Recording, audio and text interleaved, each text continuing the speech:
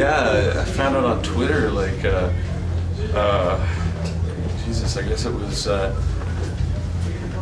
when we were doing Bloodstock, I guess, right? Like someone said, oh, yeah, the Damnation thing, and I was like, wow, that's very interesting, actually. News to us, to be honest, right? But I mean, I think that's kind of the cool thing about like the whole social network stuff too, right? Is, you know, it's kind of cool for people who are into the music and everything to have, you know, an inside perspective on it. I think it keeps people close to it, right? So, but yeah, and I think the reason is because it got announced prematurely, so no one was supposed to know.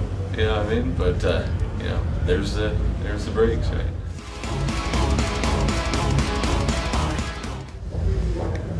I mean, it depends, right? It's like there's an element of like the deconstruction stuff that does, but I mean, I've also seen like a lot of the other bands here. There's some sort of ambient elements and like more sort of hard rock elements. So I think that you know, probably between Addicted and Deconstruction, that's the closest to what this represents, right? But in all honesty, it's the first show of this run for us, so I haven't even been down there. I saw Teresa's playing there a minute ago, right? And nothing that we do is similar to that. So it's like, I think we're just going to go out and just do whatever it is that we do and hope that, you know, hope that it fits in. Right? Man, if I had all the money in the world, the amount of things I would do with Ziltoid would be obscene, right? Make Ziltoid sex dolls, right? Like, sell them at the show. Well, I mean, I've got like some pretty big ideas for what I want the Ziltoid character to do, right? And I'm kind of working towards it. I'm trying to fund it myself with like, you know, this new puppet and all this. But the idea eventually would be to do a Ziltoid TV thing where, you know, he interviews bands and, you know, magazines and gear companies and the whole works, right? And plays videos. And 'cause I think there's like, creatively, it's just like endless amounts of things I can do with that. If you could just take some of the rambles that the character does and just illustrate them in like profoundly large ways, I mean, God, so much fun, right?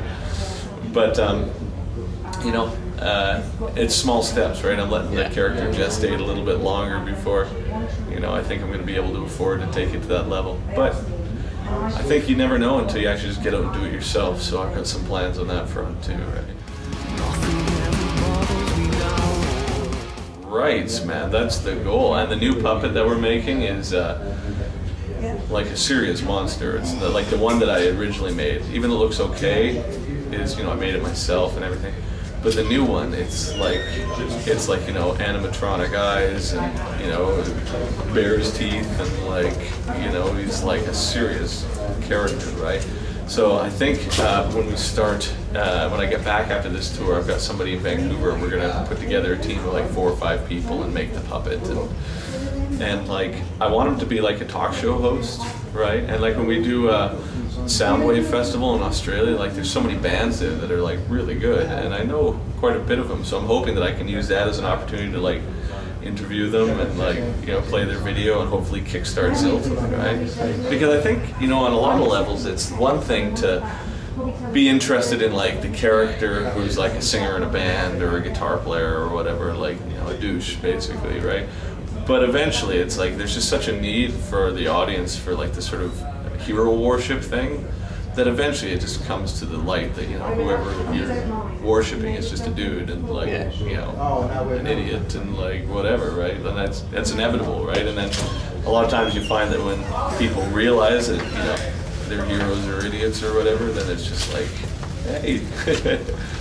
Then it's like, you know, they're disappointed. But with Ziltoid, man, if we could just make him the character, man, it's like, no, he's not an idiot, he's like, he's an alien, man. It's like everything he says is like carved in stone, right? So yeah, this time next year, man, like Ziltoid's gonna make a pitch to Terrorizer and be like, yeah.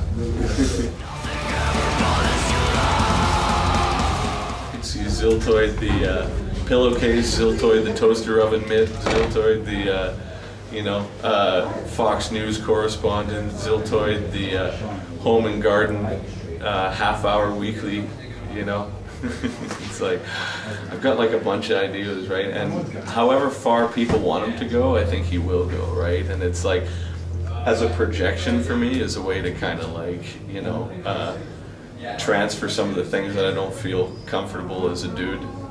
You know, being able to say or do in public, I mean, it's ideal, right? Yeah. Because, you know, it's not me, it's Ziltoid, right?